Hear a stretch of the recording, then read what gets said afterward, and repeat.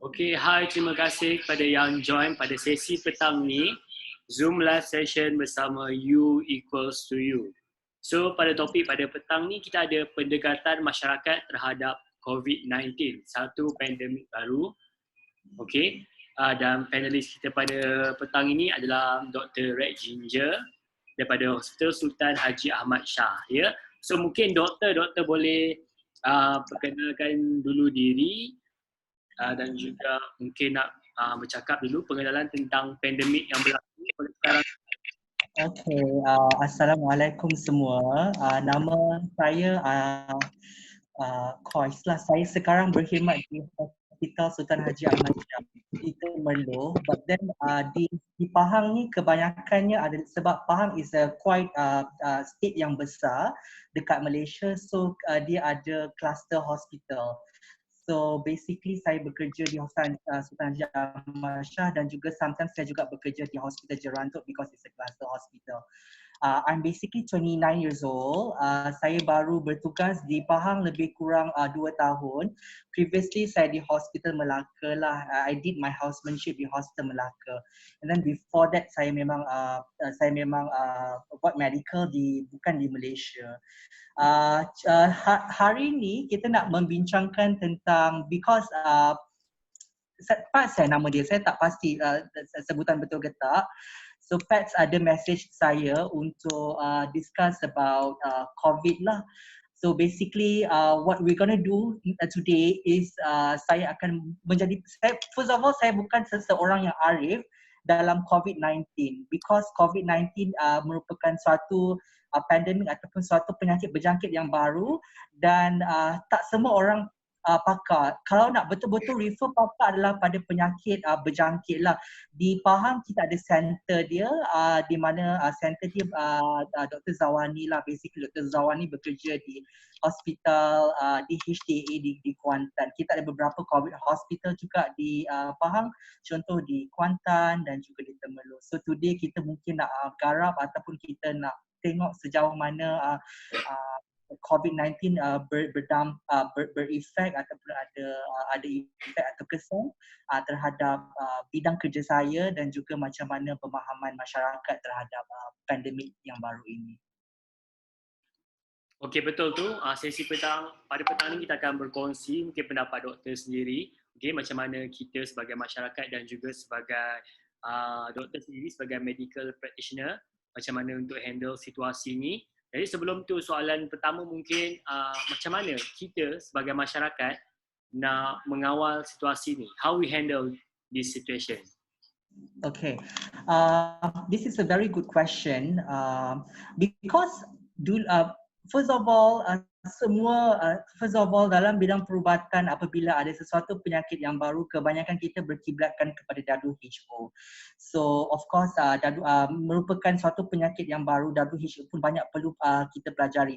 Namun ada beberapa garis yang perkara yang telah digarisi oleh WHO sendiri untuk kita mendekati masalah ini.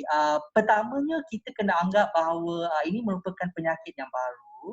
Jadi semua pendekatan masyarakat adalah to take extra precaution lah tentang penyakit ini. Because as far as we know, penyakit ini merupakan penyakit droplet infection. So contohnya kita ada social distancing, kita always ada hand rubbing and then hand hygiene to always basuh tangan, cuci tangan, elakkan daripada tempat yang crowded, elakkan daripada orang yang berpenyakit. Because kalau seseorang dijangkiti dengan COVID-19, I have to tell you, memang agak berat sebab dia akan menyerang sistem pernafasan kita yang terutama. Dalam pernafasan sendiri. Jadi apa yang ingin saya tekankan bahawa apa yang telah dijelaskan di media ataupun dari KKM sendiri, contohnya avoid social gathering, kemudian kena ada social distancing, kemudian good hand hygiene, semua itu merupakan perkara penting lah yang mana satu dunia pun as a global mereka praktiskan benda ni. Okey, betul tu. Mungkin doktor boleh bagi tahu macam mana pentingnya masyarakat tahu tentang pandemik ni. Sebab mungkin ada yang mungkin beranggapan perkara ni remeh. Sebagai pandemik ni mungkin sebab dia baru. So, Okay. apakah kepentingan masyarakat memahami situasi yang kita hadapi sekarang? Okay. Sebab sesuatu yang baru, kita always kena ada pendekatan yang baru. Contoh, because this is a global pandemic, kita ambil kira contoh apa yang berlaku di Amerika, apa yang berlaku di Italy, apa yang pernah berlaku di Jerman, di France, di Jepun, di Korea sendiri, di mana angka kes COVID terlalu meningkat dengan mendadak. Therefore, kita tidak ada satu manual yang mengatakan bahawa oh ini penyakit yang contoh macam denggi, tak. Jadi berbalik kepada soalan awal, kenapa pentingnya mereka perlu tahu adalah pertama, ini merupakan penyakit yang berjangkit. Kedua, penyakit yang berjangkit ni cara penyebaran dia adalah air droplet. There's of course evidence human to human infection, and this kind of infection sangat rapid. Without seseorang ada simptom, namun apabila dia carrier, dia boleh membawa penyakit ini kepada seseorang yang sihat. Apatah lagi seseorang yang memang ada masalah penyakit contoh darah tinggi terutamanya, can definitely cause severe morbidity ataupun kesan penyakit yang hebat terhadap dia lah, terutamanya kepada pernafasan. Sehingga saat ini COVID-19 yang apa yang dirisaukan adalah penyakit yang baru. Jadi kita tidak betul-betul mengetahui secara keseluruhan apa yang dia boleh buat terhadap sistem tubuh kita. Namun tetapi yang memang efek jelas adalah kepada sistem pernafasan seseorang manusia lah.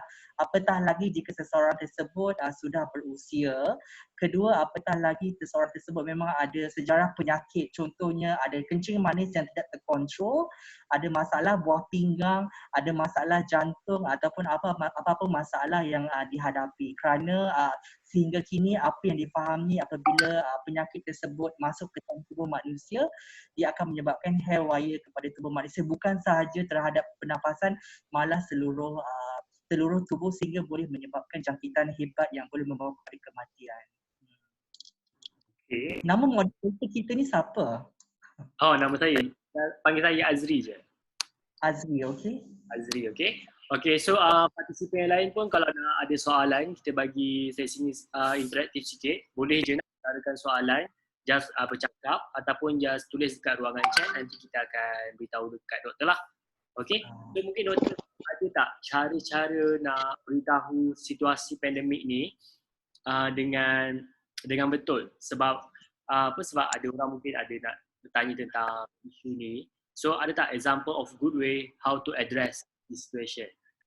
Ada orang nak tahu apa? Saya kurang jelas. Mungkin orang awam kita tengok macam ada ramai yang berkongsi info tentang COVID-19 pasal pandemik sekarang ni, tapi macam mana cara yang betul? Examples of good ways to address this issue. Okay. So definitely, I do not know whether my answer is an appropriate answer ataupun tak. But kita di Malaysia, kita sentiasa, someone can always refer to page KKM lah, sebab apa-apa yang berlaku di Malaysia pun kita memang akan rujuk kepada Kementerian Kesihatan Malaysia, di mana kesihatan, saya rasa data yang dikeluarkan Kementerian Kesihatan Malaysia tepat, dan kedua sangat membantu sebab data mereka sendiri ada mengupas tentang kluster yang terjadi di Malaysia. Dan untuk pengetahuan semua, untuk in the medical setting, dalam satu setting perubatan, untuk mengeluarkan sesuatu data itu memang memerlukan contact tracing. Dan contact tracing ni tak mudah untuk kita buat. Contoh kalau di Temerloh sendiri, seseorang yang telah dijangkiti sesuatu penyakit, seorang inspektor, director inspektor medical harus datang dan harus mencari tahu siapa sahaja yang berhubungan dengan pesakit tersebut. So mereka akan cari tahu siapa kontak, siapa yang pernah berhubung dengan siapa, dia pernah sekian-sekian ke mana sekian-sekian. So basically data yang apa yang saya nak sampaikan adalah data yang dikeluarkan oleh KKM tepat, because berbanding dengan negara lain, contohnya Indonesia, apabila tiap kali pengumuman COVID yang mereka lakukan, they don't really portray kita ada kluster pada mana. Kalau macam data di Malaysia, apa yang ditunjukkan adalah kita ada a lot of cluster. kluster daripada sini. So itu sangat membantu masyarakat untuk tahu bahawa untuk join benda ni tak boleh sebab sekarang ada kluster sekian. Selain daripada itu, kalau seseorang ada free waktu, saya rasalah as a general apa yang masyarakat umum tahu tentang COVID merupakan sesuatu yang fair sebab sekarang it's a new norm. Everybody has to know that kena ada social distancing, kemudian kena always kalau secara masyarakat umum apa yang mereka tahu adalah perkara yang baru mereka adaptasi, contohnya social distancing, contohnya practice good hygiene, kemudian to seek medical treatment untuk mencari medical treatment apabila mereka ada masalah-masalah yang berawal dengan masalah yang ringan yang akhirnya boleh menjadi sesuatu yang berat. Contohnya seseorang yang berusia lanjut boleh mendapat medical attention kalau ada masalah pernafasan dan sebagainya. Tadi ada satu soalan dekat bawah, cabaran frontliner lah. Well actually, cabaran frontliner saya sebab sekarang ni saya pun bekerja di casualty ataupun di kecemasan. Jadi sebagai seorang doktor yang bekerja di casualty dan kecemasan, kita ada triage untuk membezakan pesakit yang masuk ke ED ni, adakah kita perlu saring sebagai SARI ataupun bukan SARI. SARI is basically severe acute respiratory illness lah, di mana seseorang tu dia masuk, ada simptom dan juga disertai simptom pernafasan. So sebagai seorang frontliner, number one that we have to know is that we have to discriminate orang yang ada masalah pernafasan ataupun tidak, kerana apabila mereka ada masalah pernafasan, kita perlu masukkan mereka ke dalam triage COVID. Sebab kalau misalnya di hospital yang tidak ada kemudahan laboratorium untuk memproses PCR COVID, kita perlu hantar mereka ke hospital yang berpakar atau hospital yang boleh proses tersebut. So contoh, saya pernah ada satu pengalaman dalam beberapa minggu terakhir, saya pernah menerima seseorang pesakit Chinese lah, seorang pesakit Chinese yang sebelum ni dia bekerja di Kuala Lumpur, KLCC, bekerja dalam bidang kosmetik. Dia datang dekat hospital dengan gejala demam dan juga kemudian ada gejala pernafasan. So kita masukkan dia ke dalam triage COVID sebelum kita berjaya hantar dia ke Temerloh. Ended up patient ni merupakan HIV positif.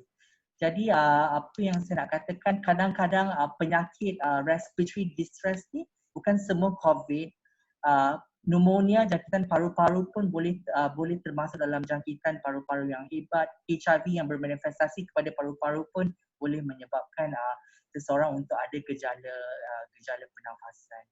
Itu yang pertama. Yang kedua, antara cabaran lain yang saya terima adalah semua orang kena saring. Setiap orang ada masalah pernafasan, memang kita kena saring lah. Kena pakai baju angkasa 1 tersebut. Memang panas sebab bukan satu lapis lah, beberapa lapisan.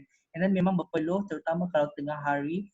And then di situ kita memang perlu dapatkan data yang sangat penting sebelum kita boleh run test dan sama ada kita perlu decide sama ada patient ni high risk COVID ataupun tidak. Saya tak work di setting masyarakat, saya work di setting hospital. Jadi saya tidak mengendalikan kes-kes kluster yang mana mereka quarantine di suatu tempat lah. Cuma saya melakukan quarantine untuk patient yang walk in dan mempunyai gejala sebelum kita perlu refer patient ni ataupun tidak.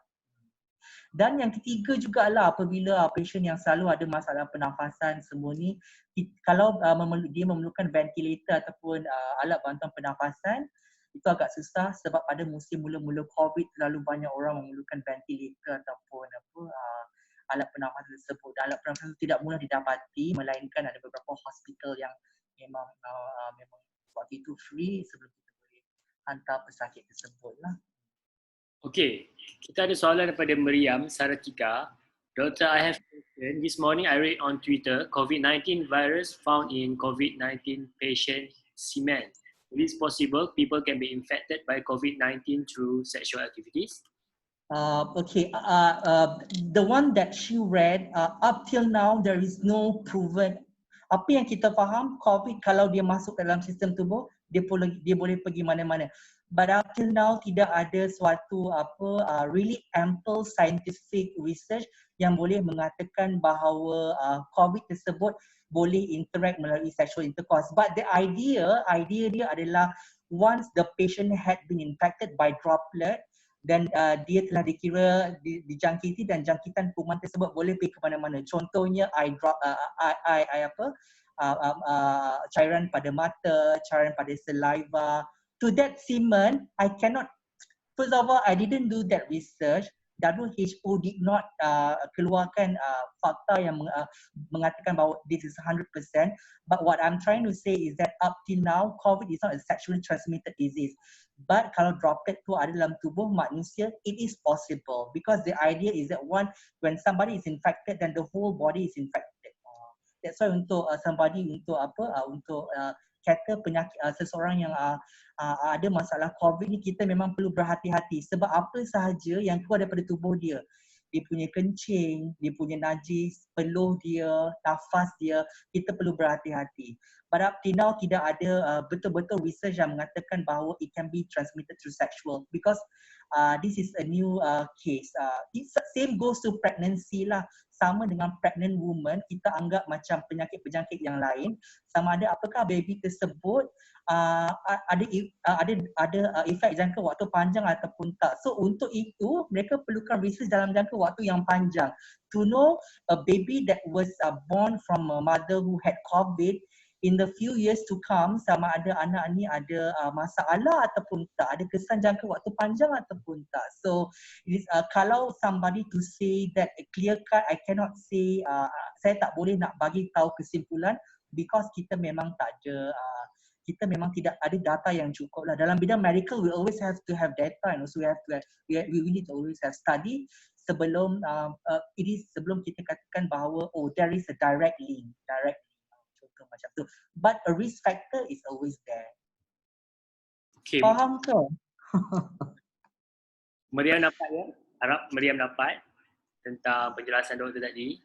So kita kena berhati-hati lah sebab dia daripada droplet seorang yang telah dijangkiti. So kalau daripada cairan pada tubuh badan ni ke, so kita kena berhati-hati. Jadi mungkin doktor boleh kongsi apa usaha terbaru ni daripada mungkin bidang medical practitioners untuk tentang pandemik ni, COVID-19. Okay, usaha terbaru, masa awak usaha dari segi apa tu? Dari perubatan. Okay, first of all, kalau usaha dari bidang perubatan, kita usaha dengan first of all, kalau dari segi medication, in terms of ubat, so WHO baru-baru ini telah mengeluarkan beberapa regimen antiviral, contohnya remdesivir, ubat-ubat yang digunakan kadang-kadang pasien yang memang ada masalah HIV ataupun ataupun pasien yang ada masalah malaria. Namun semua ubat yang tengah digunakan merupakan clinical trial, dalam waktu clinical. Dia tidak ada proven scientific lagi mengatakan bahawa COVID memang ada rawatan yang yang memang ada ubat dia tersendiri. Sebab sekarang apa yang berlaku bermula daripada Disember sampai sekarang, semuanya berada dalam fasa clinical trying untuk menghasilkan number 1 is vaksin, number 2 antiviral. So apa yang seluruh dunia ada sekarang ni hanyalah clinical trying untuk melihat sejauh mana ubat-ubat yang sedia ada dalam pasaran, contohnya anti-malaria ataupun anti-HIV, merupakan ubat yang berkesan. Namun harus diingat, ubat-ubat ini merupakan ubat-ubat yang ada efek samping dia. So a doctor needs always monitor apabila ubat ini telah diberikan kepada pesakit. Nombor 2, apa yang government kita buat, not only doctors lah, sangat bagus juga apabila mereka melibatkan tentera dan juga melibatkan polis untuk mengekang penyakit ini sebelum menjadi lebih serius. Contohnya dengan mereka telah mendirikan MAPS untuk pusat kuarantin penyakit COVID yang ada mild symptom, kemudian that 14 days quarantine di rumah ataupun di hospital sendiri sangat berkesan lah dalam kita usaha untuk mengekang penyakit COVID tersebut. Tapi up till now, apa yang saya boleh katakan sebagai medical practitioner, we do not have absolute antiviral ataupun medication to treat this COVID. Everything that is now under the sun, semuanya hanyalah merupakan clinical trial dahulu kerana mereka beranggapan ubat-ubat tersebut ada potensi positif kepada pesakit-pesakit COVID. Tapi bukan saya katakan macam memang dah saya kunci sendiri. Tinggal kunci je kan? Alright. Alright, thank you. Bye. Bye. So lebih kurang begitulah. Cuma ada pepatah mengatakan bahawa prevention is better than cure. So saya rasa itu sangat pentinglah. So kena tahu bahawa bila kita tak nampak musuh ni ataupun virus ni, kita kena always take extra precaution. Lebih kurang begitu saya rasa. Okay, terima kasih doktor. Ada siapa lagi nak mungkin bertanya soalan kepada doktor tentang pandemik yang berlaku sekarang ni? Ada barang kemunculan ke apa ke? Mungkin boleh tanya sekarang.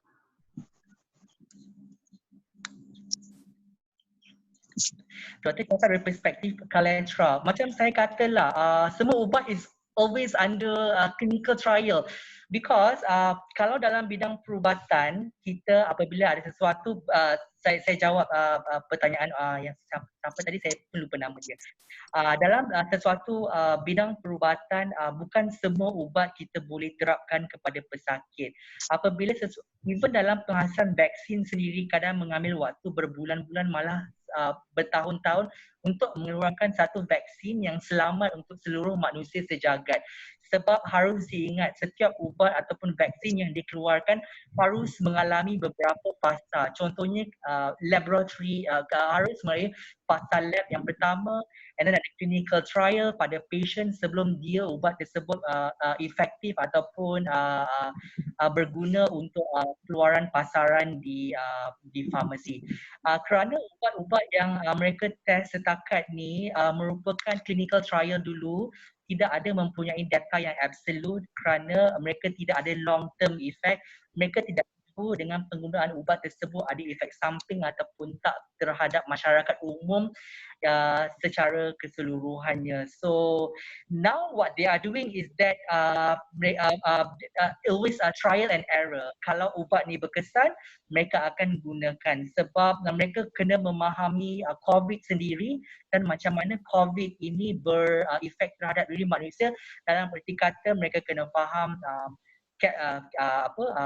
dinamiknya COVID tersebut, efeknya apabila kuman tersebut masuk dalam tubuh manusia, and then introduction of ubat terhadap kuman tersebut, introduction of ubat terhadap sistem tubuh manusia tersebut. Sebab harus diingat semua ubat-ubat yang kita tak common guna, kita tak biasa guna terhadap manusia, boleh menyebabkan efek samping yang kita memang ada data yang akurat, namun kita tidak ada dalam jangka waktu yang panjang, kita belum ada data lagi mengatakan bahawa ubat ni sebenarnya selamat, dan sekalipun selamat harus ada pengawasan doktor untuk jangka waktu yang panjang. Lebih kurang begitu. Ada apa-apa soalan lain daripada siapa-siapa kat sini?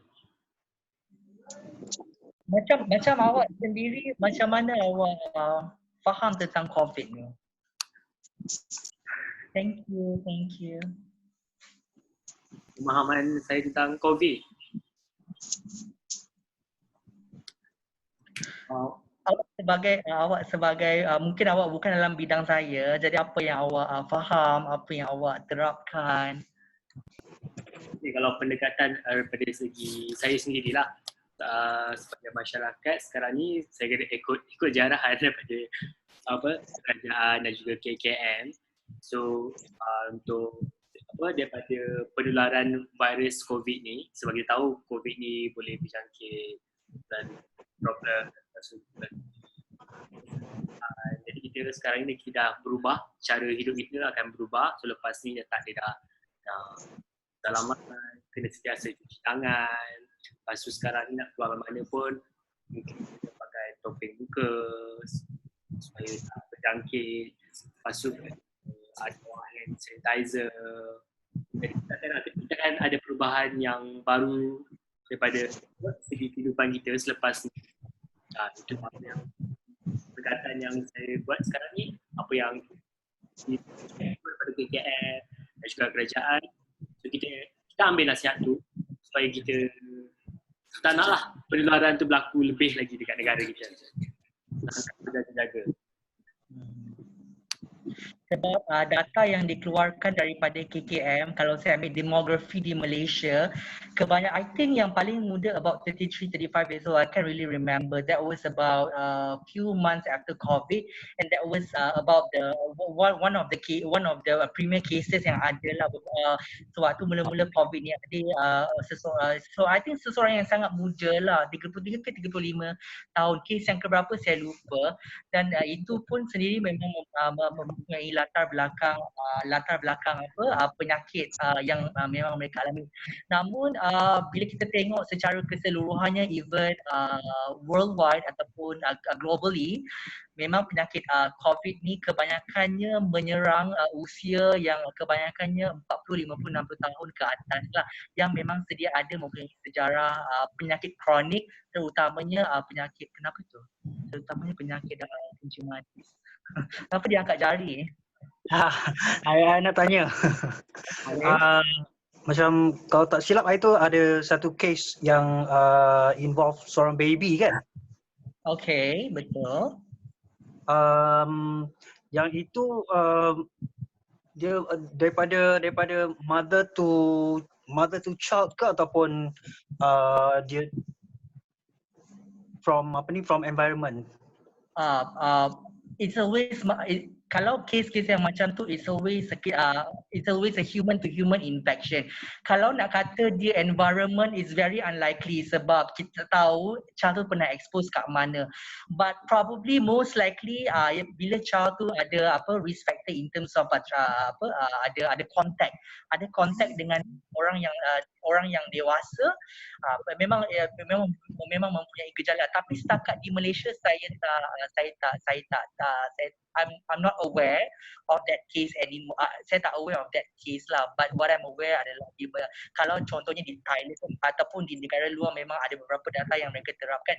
Namun I always believe, saya memang rasa there was always a contact between the baby and the mother. But from where the mother caught it, kita pun tak tahu. So in the end, there's always human to human infection lah. So agak susah sebab kita memang tak tahu sejarah perjalanan seseorang. Kita memang tak nampak penyakit ni. Namun tetapi apabila seseorang memang ada human to human contact, memang possible seseorang to actually dapat COVID. Actually COVID kalau kenapa? Actually COVID based from my readings, sebenarnya if somebody is healthy dan kebanyakan data yang mereka keluarkan juga, saya bukan mengatakan penyakit baru, kita tak tahu sejauh mana COVID ni boleh berefek kepada diri kita. Cuma apa yang saya nak katakan, apabila dia menyerang kebanyakan yang berusia 40, 50, 60, 70 tahun ke atas, even 80 tahun ke atas, memang ada mempunyai sejarah penyakit kronik. Sebab apa-apa sahaja, contohnya somebody kalau ada mempunyai sejarah penyakit buah pinggang ataupun kencing manis, tanpa COVID pun, apabila ada infection yang tanpa COVID pun, memang selalunya akan menyebabkan keadaan tubuh yang melarat yang akhirnya boleh membawa kepada kematian. Okay, one more question. Macam semalam kita ada satu kluster yang terbaru kan, which is kluster Pak Gad. Macam saya duduk satu building dengan kluster tu. Tapi setakat yang saya tengok sampai hari ini, macam semalam tengah hari, yes, ada ambulans datang. Tapi lepas daripada tu, dia tak cordon off the area macam dekat Selangor Mansion, macam dekat Malayan Mansion, you know. Is it necessary for the ministry to ataupun for the authority to cordon off the area, tak bagi orang keluar? Is it necessary? Very good question. Pertama untuk that sebab saya tak tahu severity of that cluster, faham tak? Because most of the time kalau seseorang memang terjangkiti dengan suatu cluster, most of the time 40, 50 people get involved. Sometimes they get into 100. But to look into this cluster, the latest that I've read, you baca berapa yang terinfected daripada Setakat semalam ada 10 cases, Yeah, positive right. cases.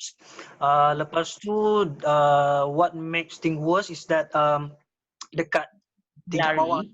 ground floor tu memang ada NSK. NSK tu memang selalu penuh dengan orang lah. Sebab kalau awak tanya saya, the approach is always need to be the same approach. This group of people, they need to be evacuated, or that place they need to be quarantined, because these people yang memang high risk kepada masyarakat terutamanya, they need to be quarantined they need to be quarantined in a perimeter, bukan yang memang berdekatan dengan masyarakat umum. Sebab apa yang contohnya di Pahang ni buat, seseorang yang memang ada COVID positif, mereka akan memang buat contact tracing dan mereka akan pindahkan mereka yang positif ni ke suatu asrama ataupun ke suatu tempat yang baru untuk really quarantine, untuk really buat testing, blood testing, symptom monitoring and quarantine for the whole 14 days, and also they need to have a second sample taken. So untuk kes awak, because saya tak mahir environment ataupun perumahan awak macam mana, but I think the idea is always to be the same approach apa yang KKM telah buat lah selama ni untuk mengekang masalah daripada terus berlaku. But by right, the idea is that they have to be evacuated. These people need to be quarantined. Anything that came near to them has to we need to do contact tracing before a simple case can turn up into a very devastating case, saya rasa lah. So if in that area memang ada positif, so apa yang berlaku contohnya di Lembah Pantai, apabila it's a hot area, red area, tapi bukan semua orang di quarantine terhadap satu asrama, tak. They need to do a home quarantine kan, rumah sendiri. Mereka duduk rumah sendiri, stay healthy, bla bla bla. Yang mana-mana positif memang mereka harus dipindahkan ke satu tempat dalam bawah pengawasan doktor. Tapi kena tengok jugalah sejauh, sebab Faiz, sebab untuk membuat satu decision, it's not a decision from the it's not membuat satu decision ni bukan mudah, sebab dia memang memerlukan idea dan juga contribution daripada KKM sendiri, doktor sendiri, kemudian daripada public health sendiri, even kebijakan daripada government sendiri lah. Okay, faham.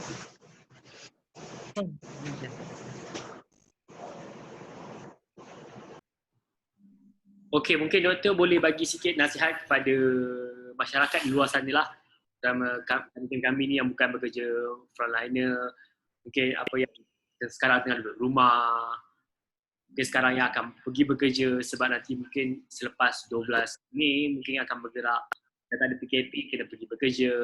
So mungkin apa nasihat doktor sebagai untuk menghadapi dengan situasi yang akan datang ni dan juga semasa. Okay, a good question. Pertamanya, kalau ada simptom, always get medical advice ataupun medical attention. That is number one.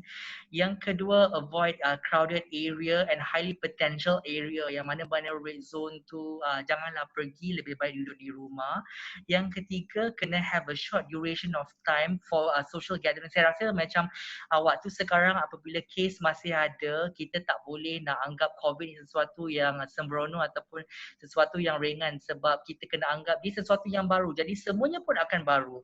So apa-apa ada meeting dengan social memang tak digalakkan. Even now pun ada pernikahan online lah dan sebagainya kan. Kemudian terapkan good hand hygiene, sentiasa kena cuci tangan, basuh tangan. Untuk urusan-urusan yang merentas daerah, buat masa sekarang apabila tidak ada keperluan, tidak perlu, sebab pertamanya sesuatu daerah tersebut daripada green zone can ended up turn into yellow zone ataupun can turn up into a red zone in a matter of time. Sebab semua kita tak tahu, sebab apa yang saya ingin katakan, for COVID bermanifestasi biasanya memerlukan 14 hari daripada waktu dia dijangkiti. So bayangkan apabila seseorang dijangkiti pada 14 hari yang lalu, cuma keadaannya lebih teruk pada sekarang, dan selepas 14 hari dia anggap dia sihat. So dia pergi pergi sanalah, pergi sinilah, ended up dia ada COVID positif, orang pun terinfect COVID. So bukan sahaja bukan sahaja akan menyebabkan kesusahan di sini, malah terhadap orang lain, malah keseluruhannya lah, mungkin memerlukan PKP yang PKP gelombang kedua ke, saya tak pasti. Cuma apa yang sekarang dan kerajaan pun telah mewar-warkan tindakan-tindakan yang appropriate di media sosial termasuk televisyen. Saya rasa itu sangat berguna untuk sebagai panduan masyarakat untuk macam mana mereka perlu behave ataupun berfungsi sebagai salah seorang ahli masyarakat yang perlu bekerja di luar dan perlu berkontribusi. Sebab sebab actually bukan sahaja di Malaysia, di seluruh dunia pun macam tu. Sebab kalau tidak ada awareness, kesedaran yang betul, sampai bila-bila pun memang susah untuk menangani isu COVID tersebut. Okey, ada siapa-siapa lagi ada soalan kepada doktor tentang isu COVID-19 dan juga pendekatan masyarakat terhadap situasi yang kita hadapi sekarang?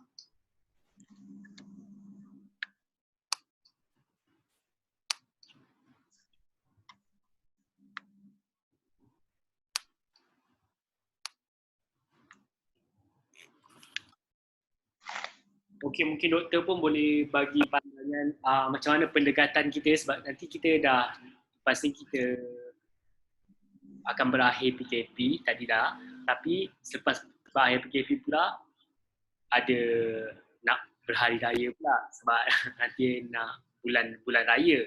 So sekarang ni sebab masyarakat Malaysia kita tak tahu macam mana masyarakat Malaysia akan menghadapi beraya sambil PKP, mungkin PKP atau beraya sambil new norma baru ni sekarang, ada bertopeng semua ni. So apa pandangan doktor?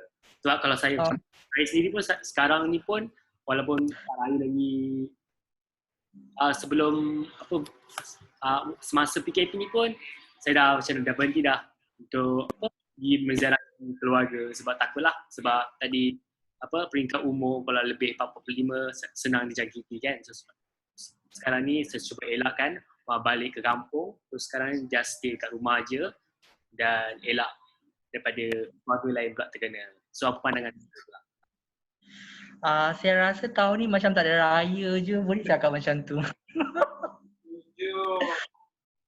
Betul kan, macam tak ada raya saja, sebab apa tujuan utama raya? Nak menziarahi sanak saudara, open house, pergi ke rumah, makan yang sedap-sedap, rendang dan sebagainya. But I don't think kita ada raya tahun ni lah, to be frank. Kalau ada raya pun raya dekat rumah, tapi rumah tertutup lah, bukan rumah terbuka. Tapi saya tak tahulah macam mana masyarakat as a whole akan adhere ataupun mematuhi saran yang telah dikeluarkan oleh PM kita sendiri. Tapi saya always believe akan ada orang yang akan pergi akan ada orang yang akan mungkin menziarahi sanak saudara dan sebagainya.